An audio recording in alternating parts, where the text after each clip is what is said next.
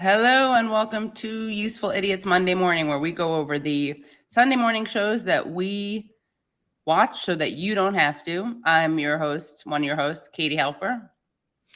And I'm Aaron Maté, and what a week this was for the What a week. Sunday news shows. Wow. Yes, I've never seen Chuck Todd more excited.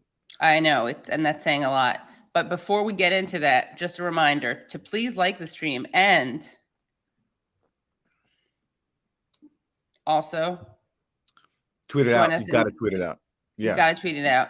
Also join us at Colin right after the show. That's right. Right after the show, a hot after party at Colin. The link to that is in the description, and that's where you can ask us questions and make comments and all that jazz. So again, the link is in there. And Sarah Stadler writes, "OMG, hit the like," all caps. Thank you, Sarah, for your Monday morning enthusiasm. Yeah, what a way to start the week. Yeah. All righty. Shall we start?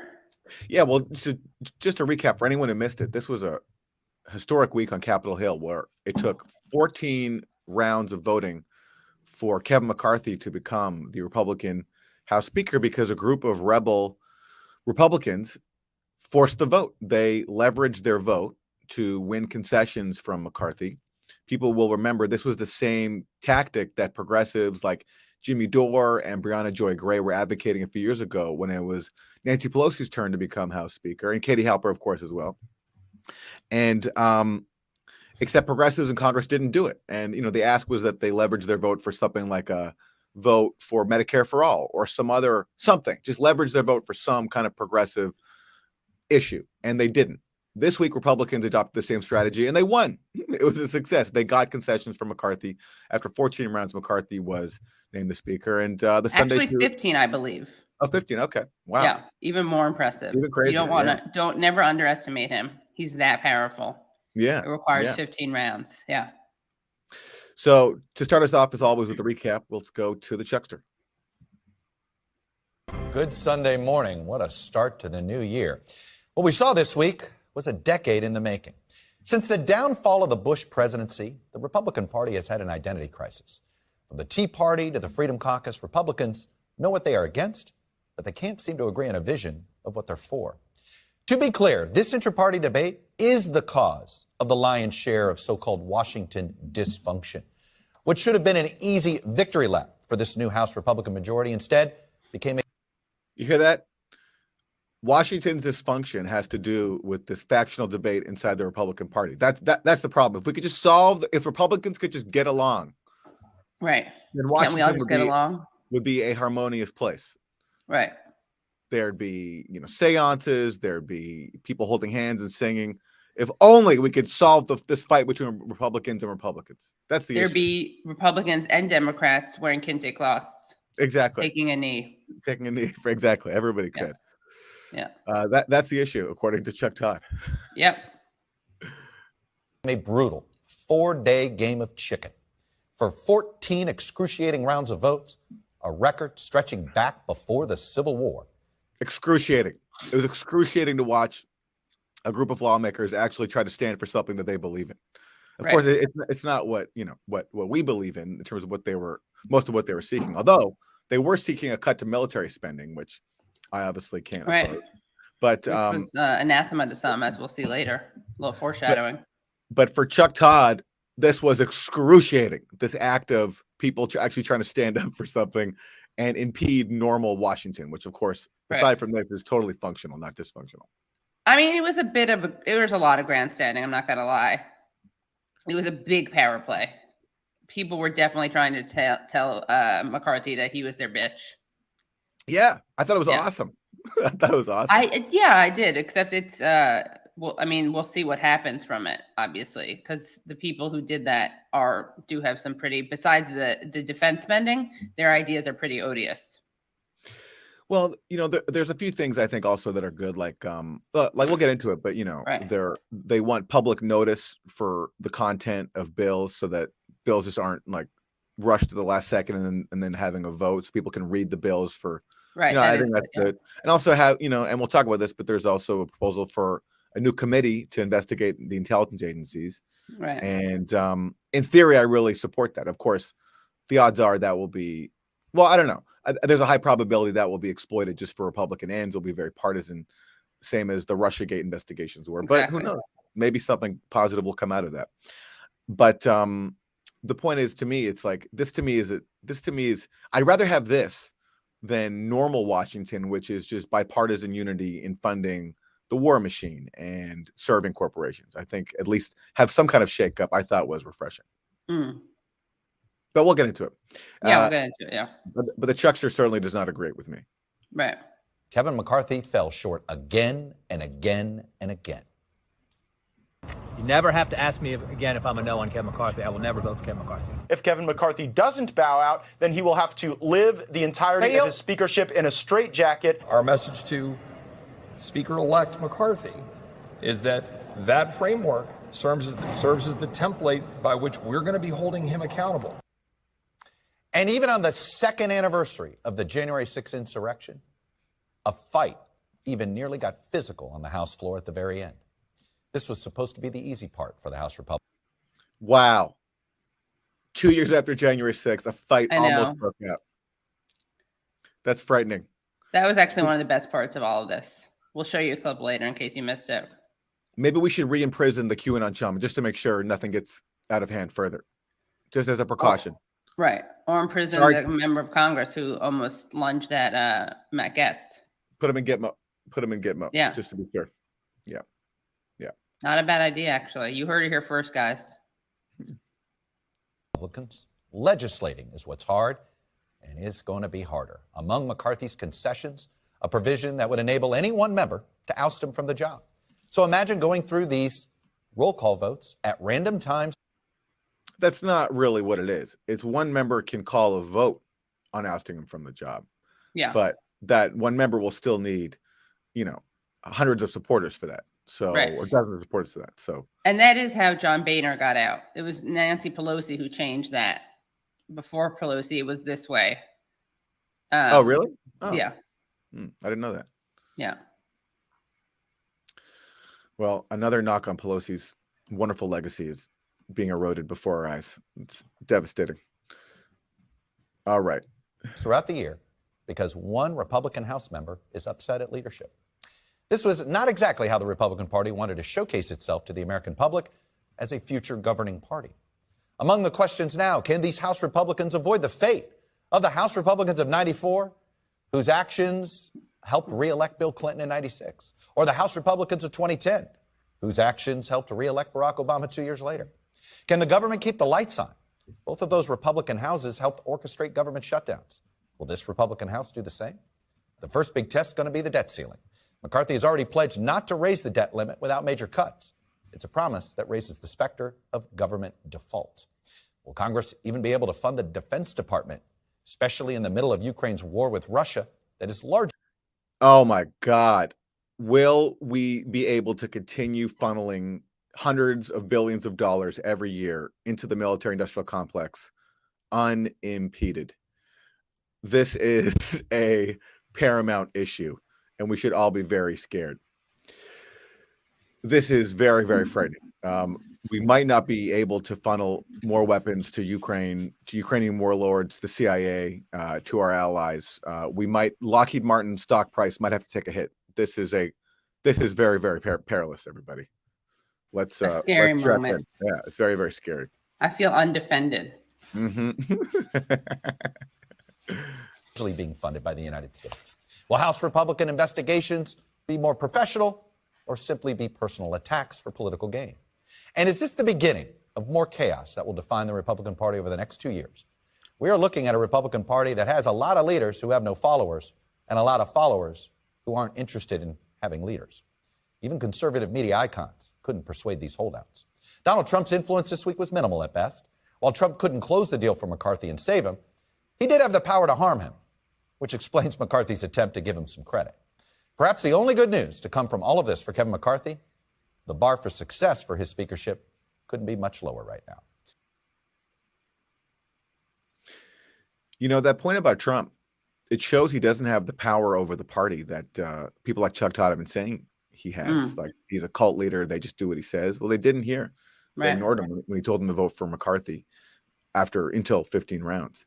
But, you know, anyway, just a game-changing week for so many narratives. Minds are blown. Heads are exploding. Washington is forever changed.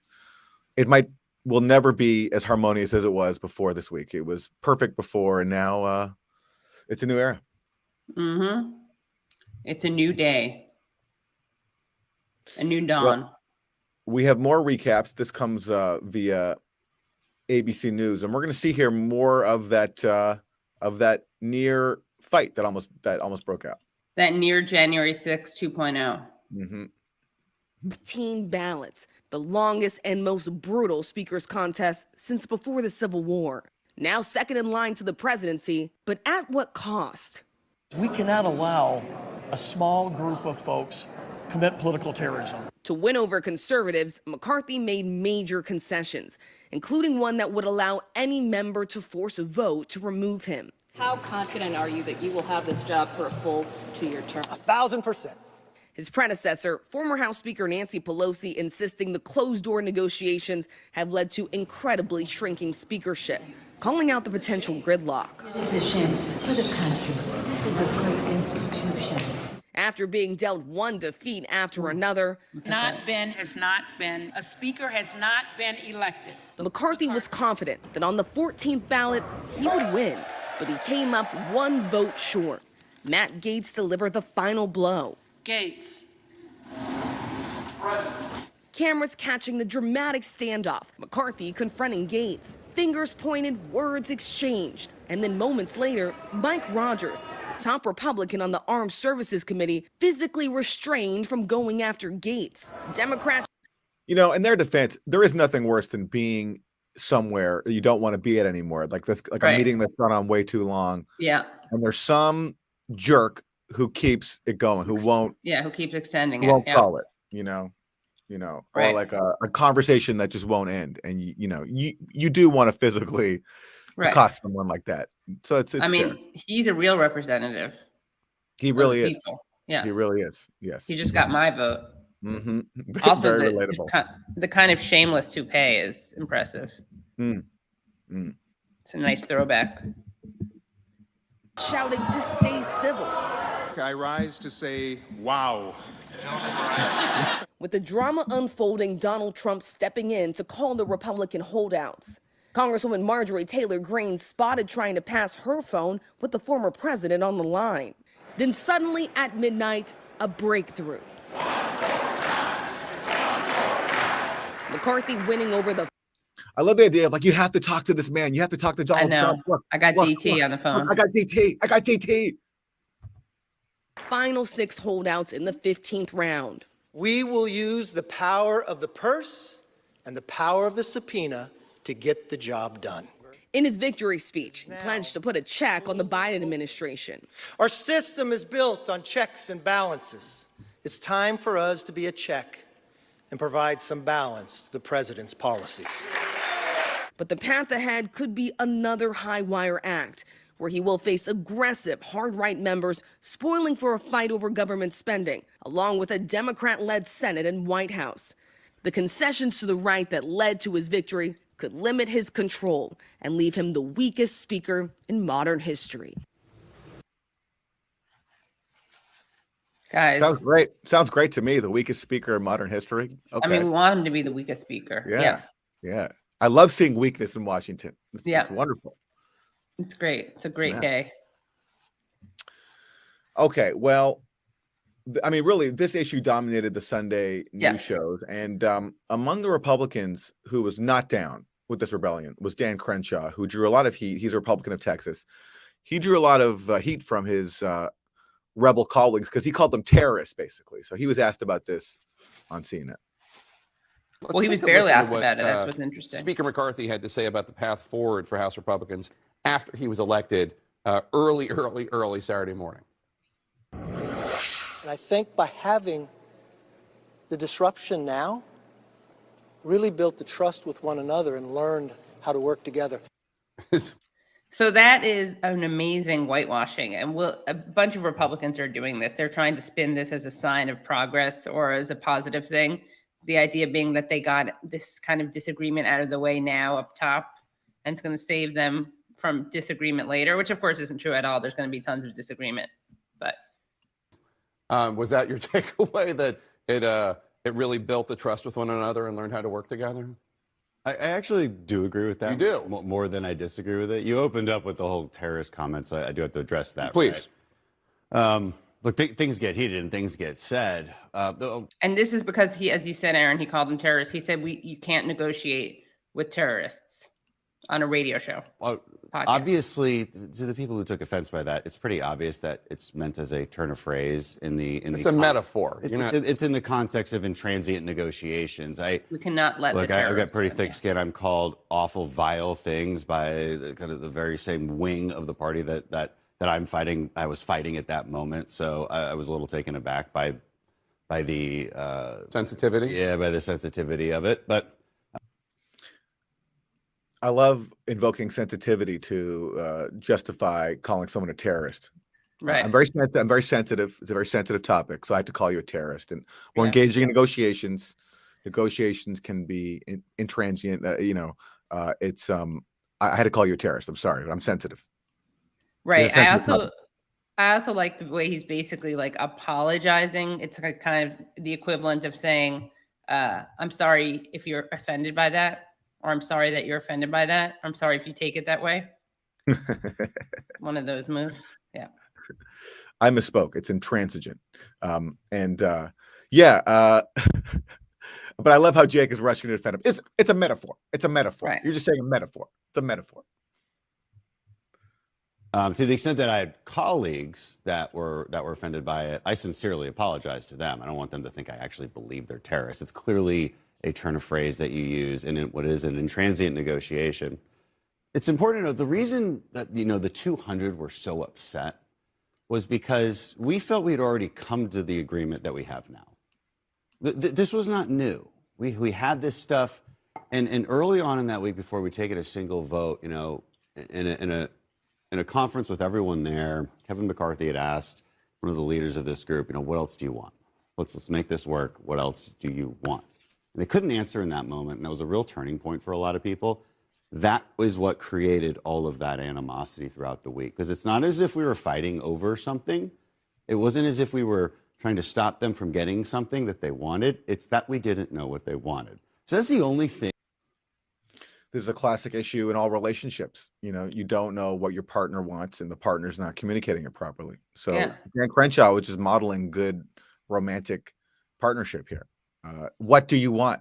How can I be a good partner to you? Tell me what you want. And the rebels were not being clear communicators in the partnership. But I have to say, I don't believe that, because I do think and maybe I just was so I just enjoyed this week so much that maybe I'm missing something here. But I did seem to me like they had clear demands all week. The ones we talked about already, like public notice for bills. Yeah, they also want to tie the debt ceiling to spending, which of course I think is reckless and dangerous. That's totally hypocritical, partisan. But the point, but the point is, I think they had demands. So I don't buy that it wasn't clear to people like Dan Crenshaw. Who's the terrorist now? Exactly. Who's the terrorist now? That Chip Roy and I will disagree on, and there's going to be different narratives onto whose fault that was in the negotiation table. But I agree with everything Chip just said. I would just listen to that whole interview. Chip and I are good friends, and I absolutely agree that the new rules and the new way of doing business is good for all the reasons that he just said. But he said he didn't have those. They didn't have that deal set until they voted on Friday morning. You saw on Thursday we all thought that the negotiations had ended, and we had 3 more votes where McCarthy lost. He says no, that's not right. We didn't have this deal until Friday morning. And I believe him when he says he was trying to make that deal throughout the week, but he's one of the few. There was no reason for us to keep voting, keep allowing these speeches that just degraded and diminished and insulted Kevin McCarthy. We didn't have to keep doing that. We could have just adjourned for the whole week and just kept negotiating.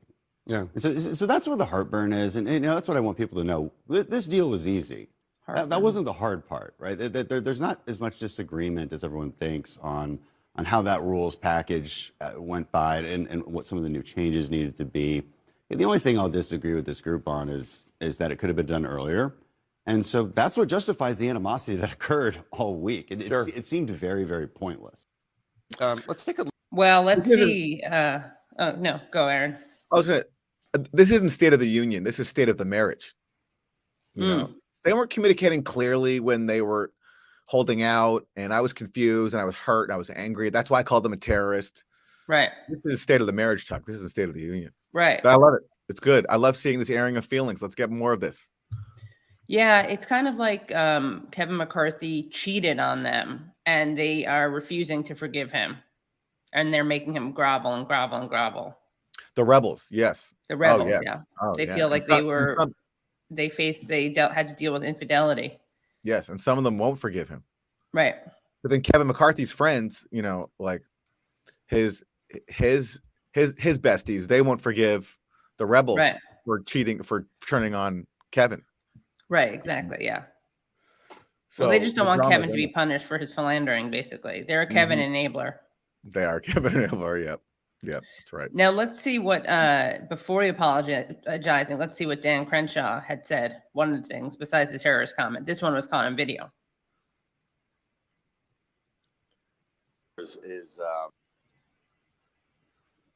This handful of members is very clearly looking for notoriety over principle. If you're a narcissist and you believe that your opinion is so much more important than everyone else's, then you'll keep going. And you'll threaten to tear down the team for the benefit of the Democrats just because of your own sense of self-importance. That's exactly what's happening here. These narcissists, these narcissist partners. I mean, this is State of the Marriage again. It is, yeah. They're narcissists. They only care about themselves. They're insensitive to me and my needs, and they're trying to tear down our marriage, our institution. They can dish it out, but they can't take it. Mm-hmm. Mm-hmm. Yeah, very familiar dynamics. Yeah. Yeah. Wow. Well, as you said, it's good that they're airing this. I love it. Maybe, yeah. It's only if you acknowledge your issues that you can deal with them. Mm-hmm. Mm-hmm. Yeah. If you're having any issues right now in a relationship, just look to House Republicans. Find who is speaking your language and follow their lead. You know, Dan Crenshaw is very clear. He's not afraid to call his partner a narcissist, and you know, that's healthy. That's the first step to healing. Yeah. They are providing this country with some great teachable moments. Mm-hmm. Mm-hmm. Well, speaking of teachable moments, the Chuckster is full of them always, with some new information on what House speakers can do.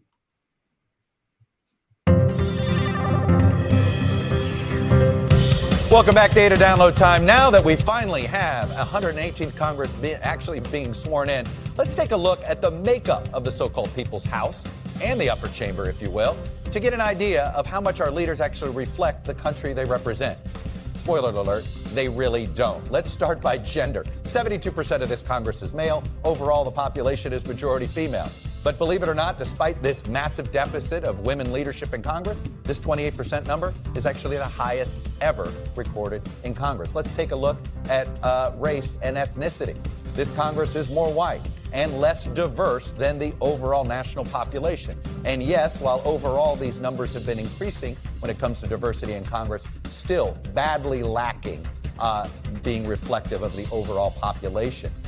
Religion is another place where it seems to be two different stories. In Congress, 88% are Christian. You have people who are more Jewish in Congress than the overall population. And then people who are more Jewish in Congress. That means that when they come into Congress, they really Jew it up. Then when they go home, they're not as Jewy. He means, of course, more Jewish people in Congress than outside, overrepresented. But I thought the way he said that was funny. Look at this one. Nearly a third of Americans don't identify with any religion.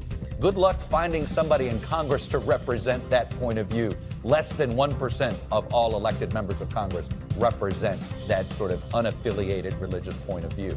Now, this is not equal by party, as you can see. Democratic members of Congress, the Democratic caucuses are less male, less white, and less Christian. But as you can see overall, still big majorities in all three as compared to the Republicans. And then finally, let's look about age. Believe it or not. What does he mean, big majorities as compared to Republicans? That's not true. It's not as big majorities as compared to Republicans, where it's bigger majorities. So he just misspoke. Wham. We caught him, Aaron. We got him. Got him. You're on the hook. This is the third oldest Congress we have ever had. Obviously, folks are living longer, but just take a look at this. The average age of the House this year is 58. 40 years ago, it was 49. The average age of the Senate, even older, not surprising to folks, right? 64. 40 years ago, it was 54. So what I thought was interesting about this is that it just gets at, it looks at the new makeup, obviously, and religious, racial, ethnic identity, gender. But what they don't look at, which would be really good for someone to do, is how income is represented. I think if we saw the income of members of Congress and the Senate especially, we'd see a big difference in terms of how much they represent the average American economically.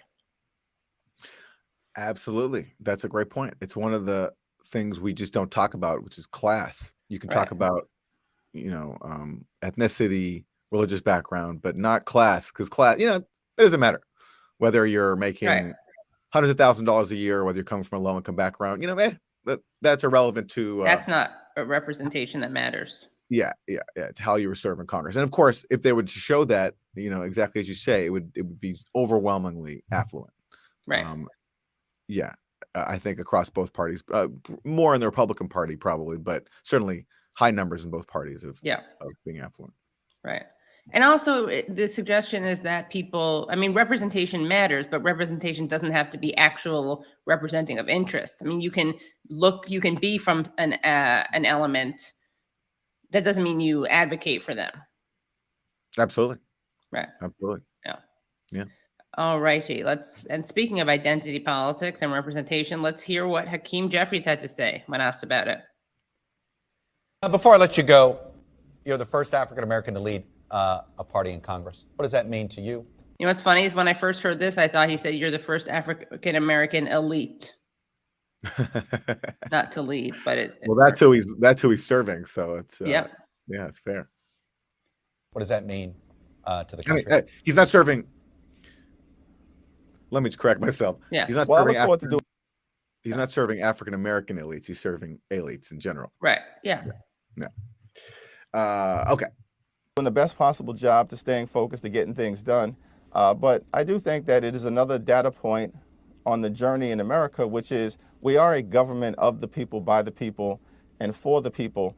And that means that folks from a working class neighborhood in central Brooklyn, like myself, should have an opportunity to participate in American governance, particularly. Folks like myself from a working class neighborhood should have the right to go to Congress to serve Wall Street, just like everybody else. Right. I should have that opportunity. If somebody from an affluent neighborhood can go serve Wall Street, why can't I? Exactly. Yeah. In the House of Representatives, which is the institution designed to be the closest to the people. And we're proud of the fact, as House Democrats, that we are one of the most diverse caucuses in American history, truly reflecting the hopes, the dreams, and the aspirations, and as the framers would say, the passions of the American people in the most authentic way possible. And I'm proud to be a part of that team. It's so funny. He says it's a data point. It's like he just makes it's almost like a point that his critics would make, or that I would make. Like, it's just a data point. It doesn't mean anything. But he's like, it's a data point. It means so much. They love it. They love to tout how diverse they are in spreading the exact same policies as everyone else before, including like unanimous support for Israel, murdering Palestinian kids, foreign war, serving Wall Street in a very diverse way. Right.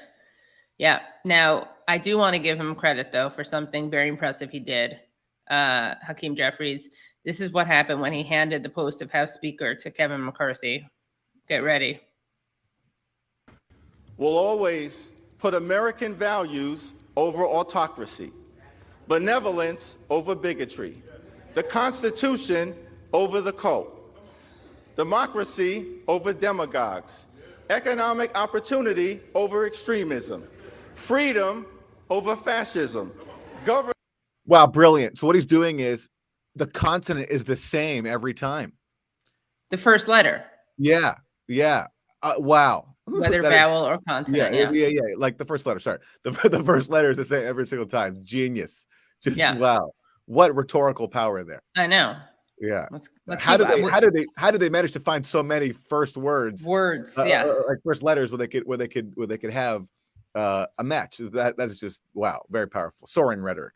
Governing over gaslighting, hopefulness that was over good. So I'm gonna hatred, run that. hopefulness over hatred, over fascism, governing over gaslighting. Governing over gaslighting. Yeah. I mean, wait till the people hear that one. That's what people want from their elected representatives, is someone to govern, not gaslight. Not to gaslight. Yeah. Hopefulness over hatred, inclusion like over isolation, justice over judicial overreach, knowledge over justice over judicial overreach. Yeah, I don't know. That one. Yeah. Yeah, that one's a bit of a reach. Yeah. Speaking of reach, justice over judicial overreach. Yeah. We got it. Judicial overreach. We nailed it.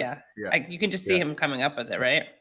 And some like lowly staffer was like, "But isn't that 2 words in there? Shut up. Shut up. We found it. Let's move on to H." over kangaroo courts, liberty over limitation, maturity over Mar-a-Lago, normalcy. That was kind of good. Nailed it. Nailed it. Maturity over Mar-a-Lago. All these things should be T-shirts. I'd wear all of them. Oh yeah, you're right. Yeah. How many letters are in the alphabet? Like, I don't know.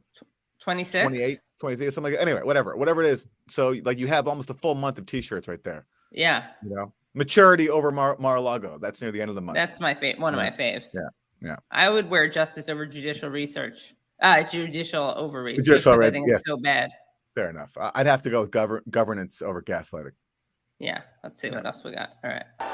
Over negativity, opportunity over obstruction, people over politics, quality of life issues over QAnon, reason. Quality of life. Yeah, no. QAnon. Quality of life. Quality of life issues. 4 words. Yeah.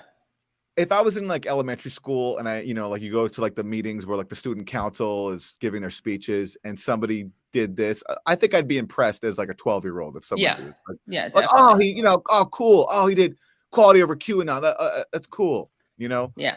It's a zinger. Yeah. But as a grown man leading the Democratic wing of the House, I don't know. Not as impressive as I think he thinks it is. No. Over racism. Substance over slander, triumph over tyranny, understanding over ugliness, voting rights over voter suppression. What's wrong with ugliness? Because that could be seen as a diss to people who, it's ableist. Who exactly, yeah. Working families over the well-connected, xenial over xenial. Yeah, right. As if he's going to put working families over the well-connected. And notice how they could have just said the wealthy, right? That's one word. Right. But they had to stretch it out to well-connected because he's serving the wealthy. So they couldn't say that. Right. Xenophobia, yes we can, over you can't do it, and zealous representation over zero-sum confrontation. Come on, zealous representation over zero-sum confrontation. You really, I know Z is hard, but you had to do better. Speech writing over sanctimony. Yeah. That's what I want to say to him. Like, come on, get some better speech writers. Let's hear. You will always do the right thing. Action doing over the right alliteration. thing probably would have been not doing that, honestly, if we're being honest. I say action over alliteration. Oh, I like that. Yeah. Come on, man. Wow. Well, that was awesome. Honestly, Katie, that's one of the best clips we've ever played on the show. That was incredible. People love that. And as Wilson pointed out, one of the top comments in the responses to that were Brooklyn in the house. Literally. Brooklyn right, Wilson? Wilson, was that right? Yeah, people are so proud to say Brooklyn in the house. Literally. Come on. Yeah. Thank you, by the way, ADEC, for he wants us to take our vitamins and watch our backs because we're needed. That was a super chat. So thank you. Thank you. Reminds me of what Hulk Hogan used to say. What's that? The vitamins, the prayers, and drink your milk. That was Hulk Hogan's advice to Hulkamaniacs. Yeah. Yeah. Wow. I do always have allergies in the morning.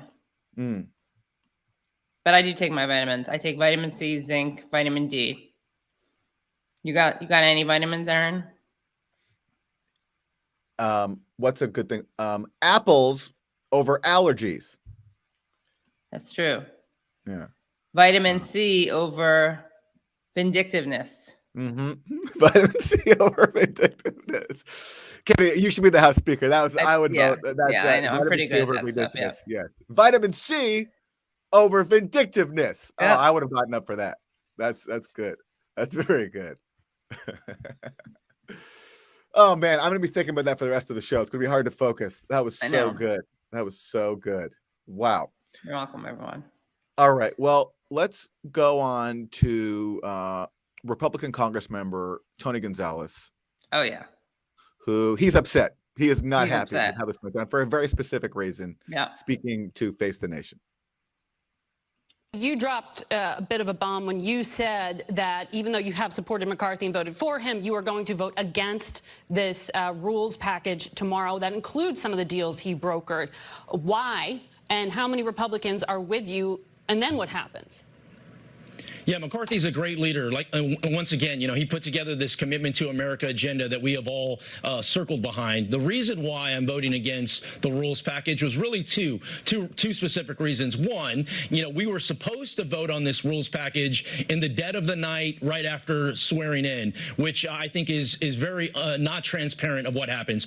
I'm pleased to see that has now been pushed to Monday. That gives a lot of people an opportunity to vote on it during the daylight hours. But the second reason, more importantly, was this has a proposed billions of dollar cut to defense, which I think is a horrible idea. When you have aggressive Russia in Ukraine, you've got a growing threat of China in the Pacific. I'm going to visit Taiwan here in a couple weeks. How am I going to look at our allies in the eye and say, I need you to increase your defense budget, but yet America is going to decrease ours? So here's what you say. You say Taiwan over tyranny. I like that. Yeah, yeah. Raytheon over Russia. What's another one? Taiwan over Turkey, Raytheon over Russia. What are the other big arms industry people? Lockheed Martin over lethargy. Ooh, I like that. Lockheed Martin over lethargy. Well, I love this. I love this because this is a ask that these rebel GOPers had, which is to cut military spending, not defense spending, by $75 billion.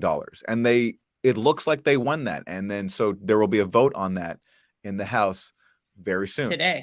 Today. And that's incredible. Now, there are congressional progressives who have previously tried to get an even bigger cut. I think they wanted over $100 billion cut.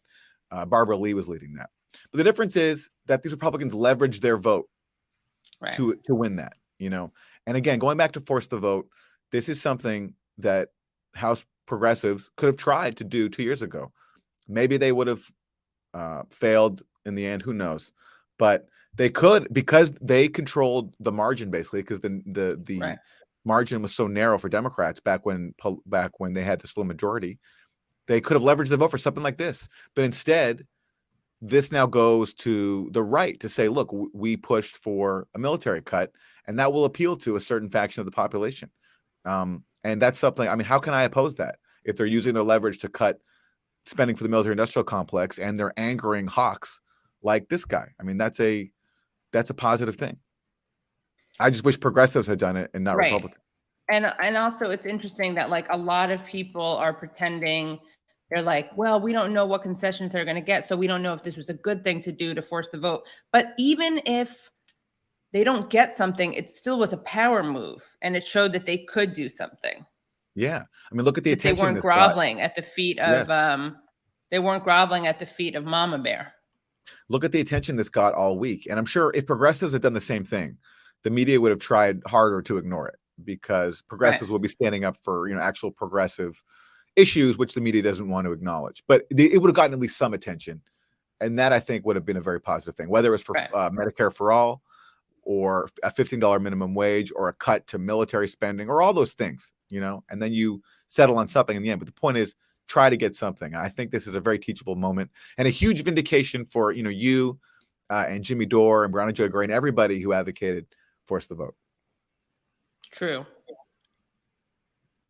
And maybe to get people to that point, we have to force the payout, as force the payout, as our one of our callers on our call-in show proposed once. Force the payout to expand. Well, I was the one, to be fair. I coined that term, but he was. Okay. Oh yeah, that was me. Yeah. Okay. He urged people to come together using psychedelics.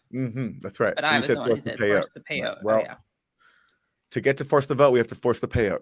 Oh, we should have marked that episode so that we could use that as like a soundboard thing.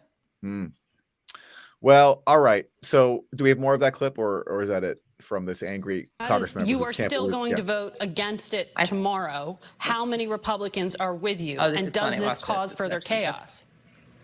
I am going to vote against it, but there's a difference between voting against it and whipping other members to vote against it. I would say in this case, I'm not whipping other members to vote against it, but I will give you an example. If this insurgency caucus decides to put anti-immigrant legislation on the floor and masquerade it as border security policy, that's not going to fly. And I will do everything in my power to make sure that type of legislation fails on the floor. So this is one of many votes, I think, in the 118th Congress that have to be well thought out. I love that. He's like, I'm against it, but I'm not going to try to encourage people to vote against it. If you care about something passionately, shouldn't you do that? Yeah, you should. Yeah. And I agree with him. I mean, we cracked down on immigrants way too much already, so no need to increase that more. So why not stand up for that? By the way, is there another? Can we find a different word than whipping? It's a little bit weird. I'm gonna whip. I'm not gonna whip. I'm gonna whip. Yeah, it is weird. It's a little freaky. Yeah. Okay. Well, going on to Byron Donalds. He was one of these rebellious Republican lawmakers, and here he is on Fox News talking about some of what they're pushing for, which includes an investigation of the investigators of the intelligence community. Me to the next question on investigations. What should we expect in terms of keeping the Chinese Communist Party at bay, in terms of keeping the Biden family accountable for the tens of millions of dollars we now know, because of evidence on the Biden laptop, that they took in from our biggest, most threatening adversary? Quick guide to American politics. To be a member of a major political party, you have to pick at least one foreign adversary to obsess over. Oh yeah, Democrats have gone with Russia for the last 6 years. That's their bag, so that's taken. Now, many Republicans share that, but they don't want to look like they're Democrats, so they have to pick another choice too. So they don't want to look like they're copying. Exactly. So they've gone with China as well. Yeah.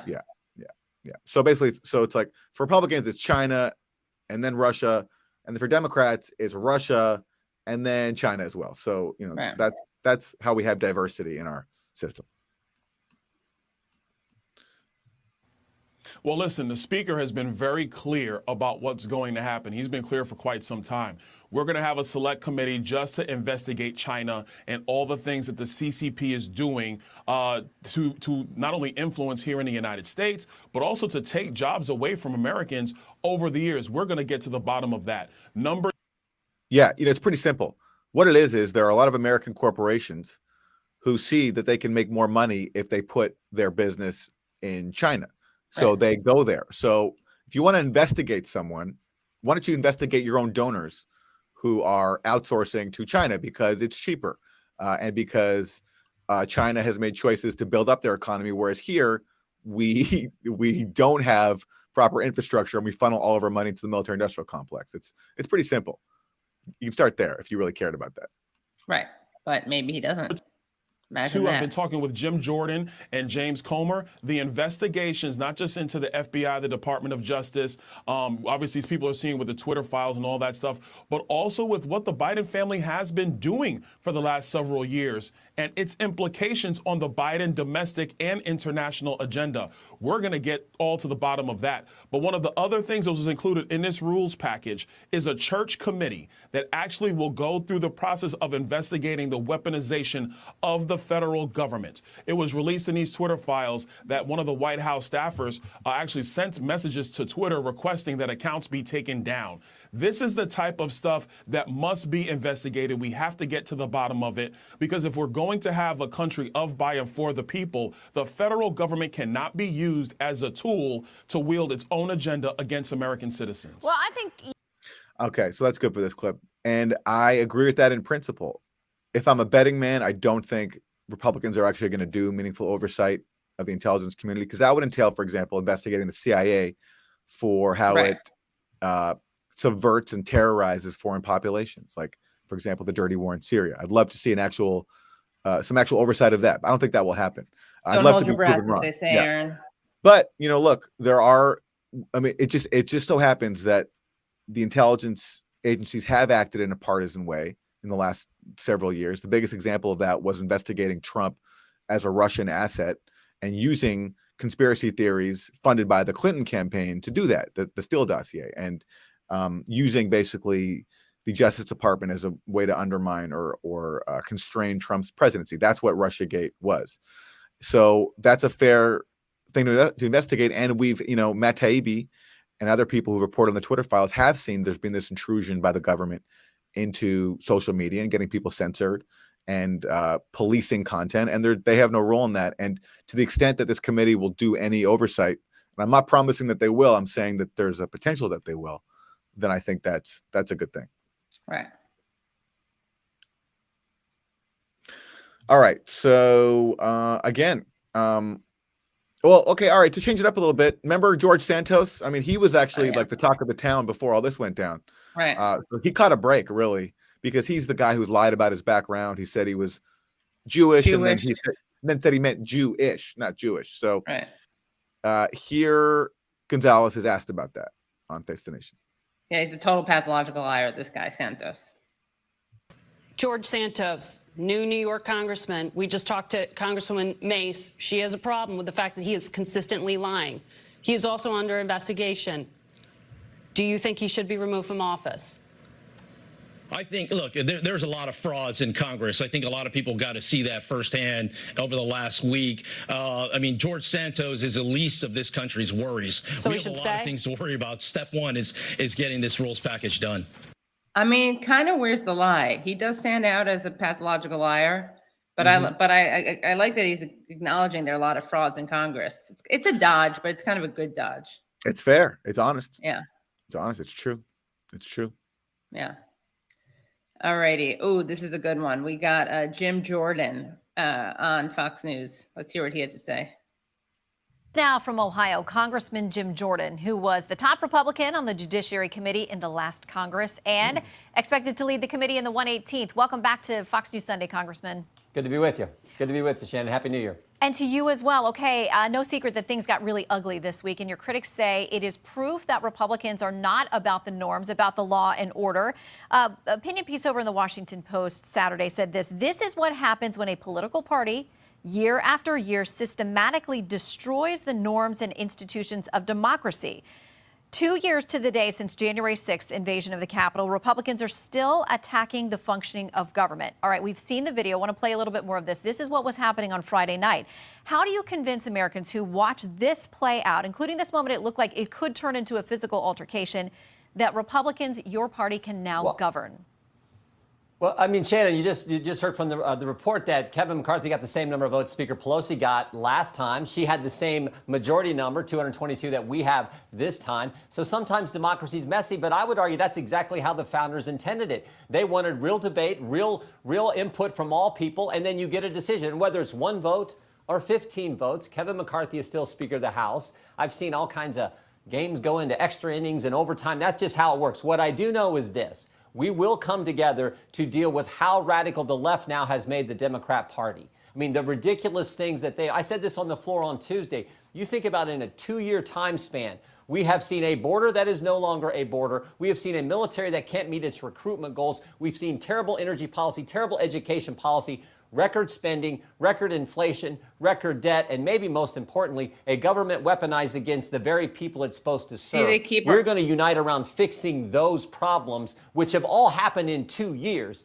That's what we're going to focus on. We'll pass the rules package tomorrow, and we'll get moving doing what the American people elected us to do. Okay, but see, they're using that talking point, the weaponization of the government. That's yes, it. It is, but I think it's true to a certain extent. Sure, but it's just it's, and everyone uses the same turn of phrase, but I just think it's funny that he's like, this is what the founding fathers wanted. Like near physical altercations on the floor. They didn't even want political parties. Yeah. They just want to divvy up the riches and keep their slaves. And yeah. But again, when he mentioned that Nancy Pelosi won by the same margin, that speaks to what the squad could have done. The squad could have done the same thing.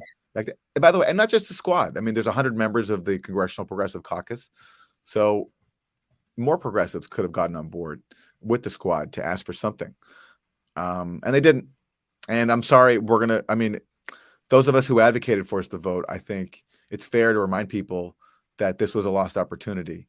And I hope those who forcefully pushed against force to vote, especially those who did so because they were driven by animus of the people advocating it, like especially people who have animosity towards Jimmy Dore or jealous of him, that they can admit they're wrong, because that was a big moment that unfortunately wasn't seized. Yeah. Well, force the payout, guys. Force the payout. All right. Victory laps over. I don't know. Is victory laps the thing you're calling for, or the thing you're condemning? Yeah, I'm calling for a victory laps. Yeah. Over vindictiveness. We could use that again. There we go. Victory laps over vindictiveness. But you could argue that taking a victory lap is vindictive. But hey, not that vindictive. Victory laps over vegetation. Over vegetation. Yeah. Okay. Yeah. Okay. Well, speaking of this dispute and the intra party fight, here's Chip Roy talking to Jake Tapper about. Oh, this is a really long one. We won't have time. Should we skip this one? It's okay. I don't think it's that great either. Okay, sure. Okay, I think, which one do we want to do? An immigration one? We don't really have time for. You choose, Aaron. Clip 9, 10, or 11. Well, let's go to clip 10, because I think that this is important. This is the one policy issue that we'll cover this week on Monday morning, and it's important because Biden announced this week a new immigration policy, and guess what? It's pretty much the Trump policy. He's expanding Trump's ability to deny asylum to people fleeing from Central America. So this is ABC News on that. And by the way, just remember, don't worry, guys. We're coming to the end, but you can find us right after this on Call-In, because we have a lot more to talk about. Biden unveiled his new plan to address the southern border crisis amid a record surge in illegal crossings, and will visit the border for the first time since taking office later today. Maria Villarreal is on the scene in El Paso. Good morning, Maria. Hey, good morning, George. City leaders here in El Paso, they are eager to show the president what they have been dealing with for the last 6 months. Thousands of migrants surging across the border, many of them sleeping on the streets of El Paso. Shelters are at capacity, and now community leaders are actually calling this city a modern-day Ellis Island, and they are calling out the president for not being more compassionate and swift in his approach to address these immigration issues. Ahead of his first week to the border as president, Biden this week announcing the administration's latest effort to curb the escalating migration crisis. Now, these actions alone that I'm going to announce today aren't going to fix our entire immigration system, but they can help us a good deal in better managing what is a difficult challenge. Part of that new plan, an agreement with Mexico for the U.S. to expel more migrants back there, while expanding a policy to allow 30,000 migrants from Cuba, Haiti, Nicaragua, and Venezuela to seek asylum if they have a U.S. sponsor and enter through a legal port of entry. My message is this. If you're trying to leave Cuba, Nicaragua, or Haiti, do not just show up at the border. Stay where you are and apply legally from there. Texas Governor Greg Abbott saying the plan doesn't go far enough. Under the Trump administration, we had the lowest border crossings in decades. It took only a year under the Biden administration to have the most illegal border crossings ever.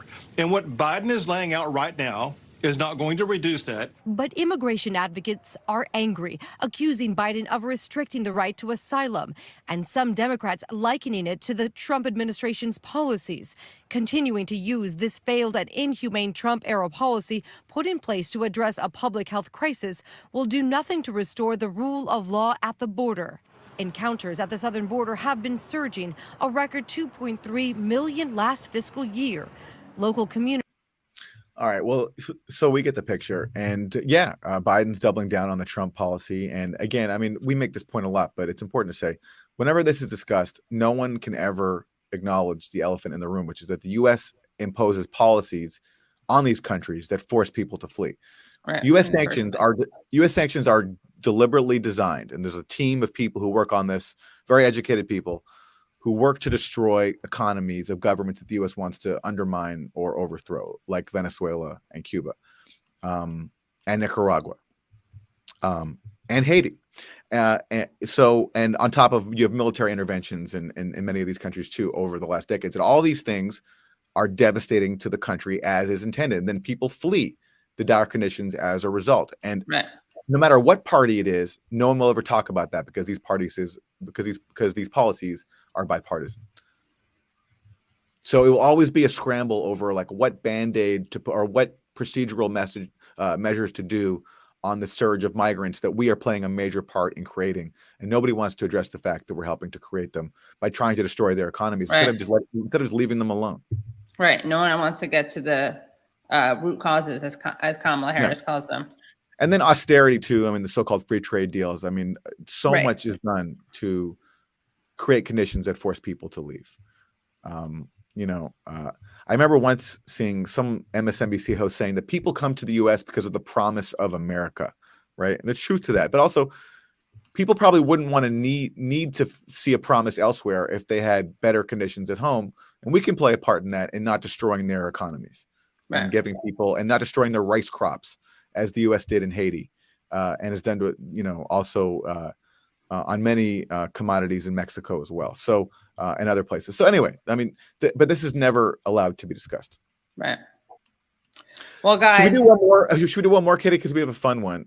It's Marjorie Taylor Greene renouncing QAnon. Okay, really quickly. Okay. Thanks, Wadsworth.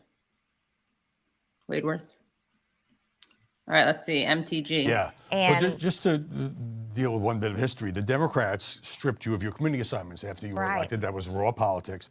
But in fairness, didn't you also say around that period that you had been a follower of QAnon conspiracy theories and you had rethought this and you were no longer influenced by the group?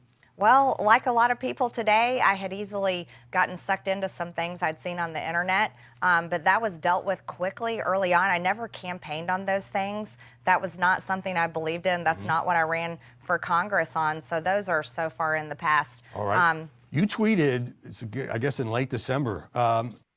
Here's what I think happened. I think Marjorie Taylor Greene heard Hakeem Jeffries say, whatever he said, quality over QAnon or something like that. Yeah, quality of life issues over QAnon. And her mind was blown. And look, here she is now to renounce her QAnon past. And I think that's really admirable. And I want to encourage every member of Blue Anon, the people who believe that Donald Trump was blackmailed by Russia and with a P-tape, and that Russia is brainwashing Americans with social media memes, to follow suit. Follow Marjorie Taylor Greene's lead. If she can renounce QAnon, you can renounce Blue Anon too.